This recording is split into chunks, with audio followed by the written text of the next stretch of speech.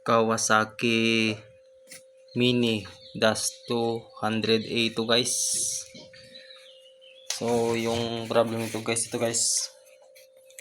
pumutok yung kanyang IGBT dalawa guys. So nagpalit na ako dito guys ng resistor guys, may nasunog dito guys. Dating resistor ito guys SMD. Kasi yung na-order natin guys ay maliliit, kaya yan na lang nilagay ko guys. Ito guys, mali yung dumating. So yan guys, saka dalawang IGBT, kaya ito papalitan ko na ito guys ng mas mataas. Ito guys 50T65D1. So yun guys, bago ko muna ikabit yung kanyang IGBT o bagong IGBT, i-check muna natin guys kung normal yung kanyang signal dito guys. At dahil wala tayong oscilloscope guys, so yung gamitin natin guys ay yung analog na muna guys, AC lang. So yun guys, kumalit tayo ng test bulb. Saksak muna natin guys. Yan. So tutok natin. Naka-range yung guys ng 50 AC. So yan guys, wait lang guys, i-power on ko muna. Yan guys, power on natin ngayon.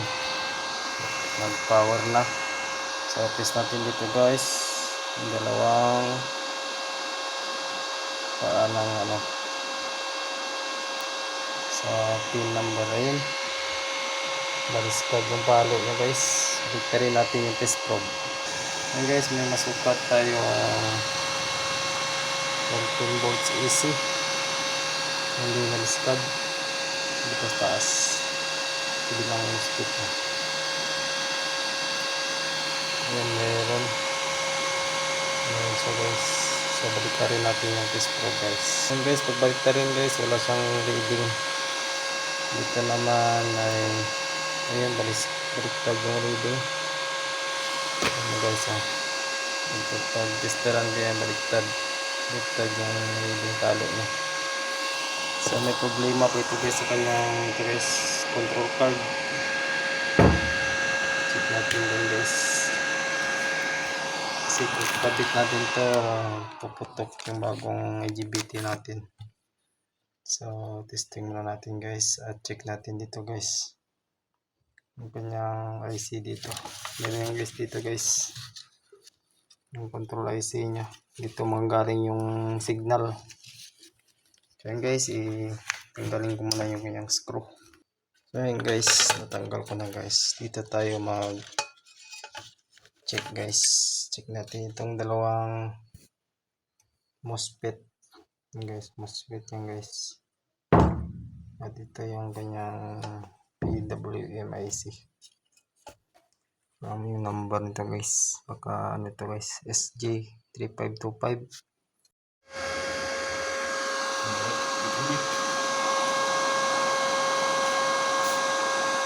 Ano na?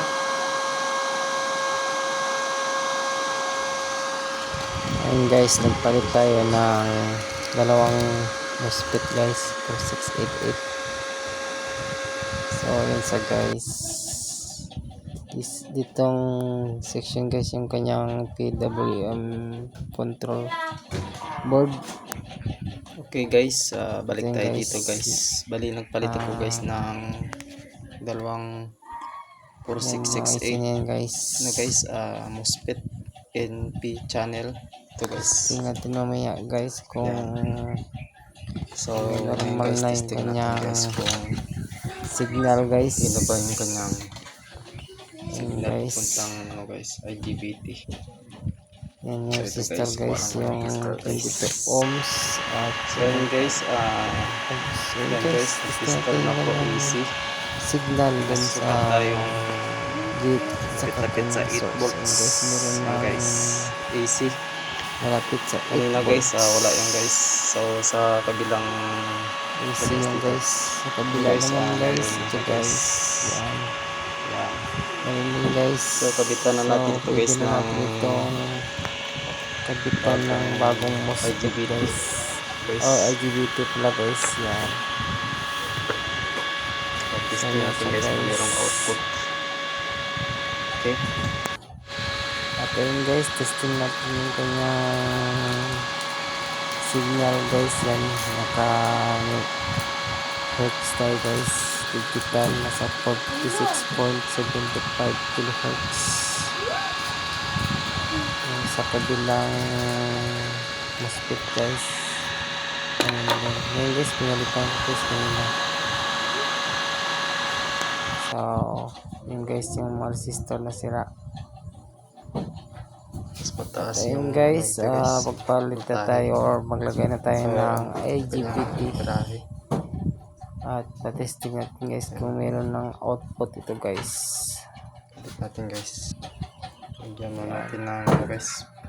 Lagyan mo natin guys ng paste or silicone paste. Yan, meron ng test natin yung output yung guys ay nasa 60 volts.